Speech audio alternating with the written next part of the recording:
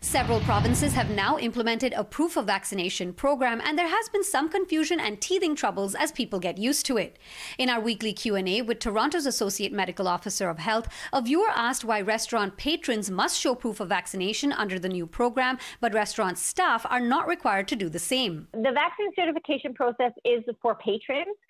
Staff are covered under occupational health and safety guidelines, regulations, recommendations. And in Toronto, we have made a recommendation that workplaces have a vaccination policy for their staff. So while it's not a requirement under the vaccine certification process, it is certainly recommended that restaurants have a policy for their staff. It is in the best interest of the restaurant to look after their staff, because we know that in restaurants among staff, there have been outbreaks. And if their staff are not vaccinated, they will not even be able to protect themselves from an occupational health and safety perspective. So that is still a public health recommendation.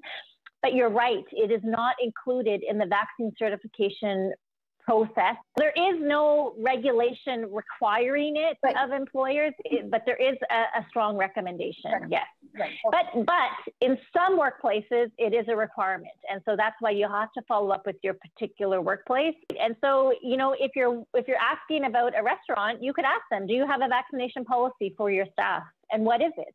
Are they required to be vaccinated? If they're not vaccinated, do you have testing or some other thing that's in place? So I think that you could ask that. What is their policy for the workplace? For more answers from this Q&A and to submit your questions for our next one, you can go to our website, citynews.ca/COVID answers.